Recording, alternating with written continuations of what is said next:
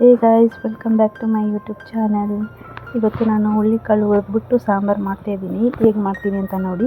ನನಗೆ ಸಬ್ಸ್ಕ್ರೈಬ್ ಮಾಡ್ಕೊಳ್ಳಿ, ಲೈಕ್ ಮಾಡಿ, ಶೇರ್ ಮಾಡಿ ಗಾಯ್ಸ್. ಹುಳ್ಳಿಕಾಳನ್ನ ಚೆನ್ನಾಗಿ ಹುರ್ಕೊಂಡು ಇಟ್ಕೊಬೇಕು. ಆಮೇಲೆ ಒಂದು ಬಾಣಲೆಯಲ್ಲಿ ಸಾಸಿವೆ ಕಾಳು, ಎಣ್ಣೆ ಸ್ವಲ್ಪ ಹಾಕ್ಕೊಂಡು, ಆಮೇಲೆ ಸ್ವಲ್ಪ ಕರಿಬೇವಿನ ಸೊಪ್ಪು,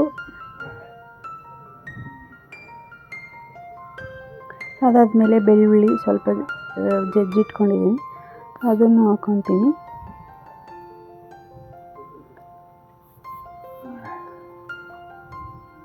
ಅದಾದಮೇಲೆ ಈರುಳ್ಳಿ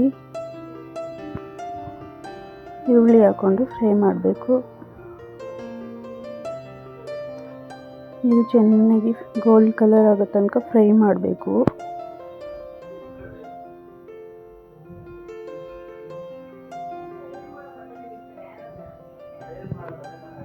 ಅದಾದಮೇಲೆ ಟೊಮೊಟೊ, ಕೊತ್ತಂಬರಿ ಸೊಪ್ಪು, ಸ್ವಲ್ಪ ಅರಿಶಿನ ಹಾಕ್ಕೊಂಡು ಚೆನ್ನಾಗಿ ಫ್ರೈ ಮಾಡ್ಕೊಬೇಕು.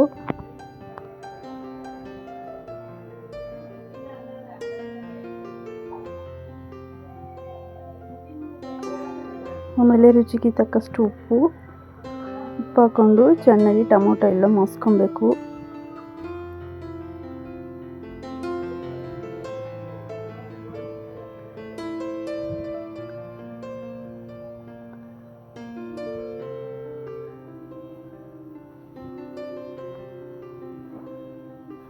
ಚೆನ್ನಾಗಿ ಮಸ್ಕೊಂಡು ಅದಾದಮೇಲೆ ಸ್ವಲ್ಪ ಚಿಲ್ಲಿ ಪೌಡ್ರ್ ಹಾಕ್ಕೊಬೇಕು.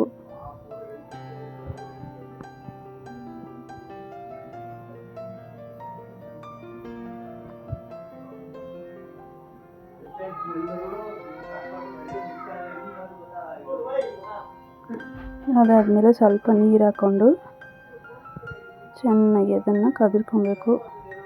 ಅದಾದಮೇಲೆ ಮನೇಲಿ ಮಾಡಿರೋ ಮಸಾಲೆ ಪೌಡರ್ ಹಾಕ್ಕೊಂಡು, ಬೇಕು ಅಂದರೆ ತೆಂಗಿನಕಾಯಿನ ರುಬ್ಬಿ ಹಾಕೊಬೋದು,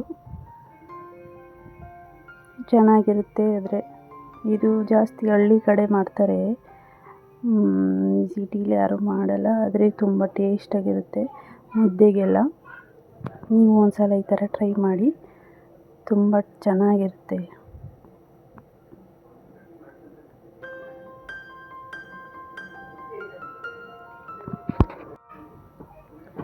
ಚೆನ್ನಾಗಿ ಕುದಿಬೇಕಾದ್ರೆ ಹುಳ್ಳಿಕಾಳನ್ನ ಹಾಕ್ಕೊಬೇಕು.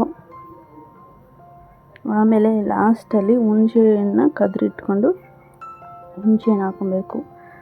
ನಾನು ಹುಳ್ಳಿಕಾಳು ಹುರಿದು ಇವಾಗ ಇಟ್ಕೊಂಡಿದ್ದೀನಿ, ಅದನ್ನು ತೊಳೆದು ಹಾಕ್ಕೊಬೇಕು.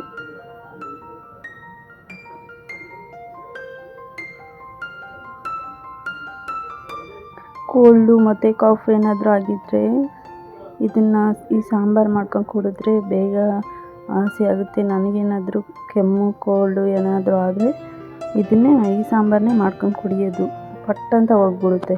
ನೀವು ಇದೇ ಥರ ಒಂದು ಸಲ ಟ್ರೈ ಮಾಡಿ. ನನಗೆ ಈ ವಿಡಿಯೋ ಇಷ್ಟ ಆದರೆ ಪ್ಲೀಸ್ ಸಪೋರ್ಟ್ ಮಾಡಿ ಆ್ಯಂಡ್ ಸಬ್ಸ್ಕ್ರೈಬ್ ಮಾಡ್ಕೊಳ್ಳಿ. ಇದು ಹುಣಸೆ ಹುಳಿ ಕದ್ರಿಟ್ಕೊಂಡಿದ್ದೀನಿ. ಲಾಸ್ಟಲ್ಲಿ ಇದನ್ನು ಹಾಕ್ಕೊಬೇಕು.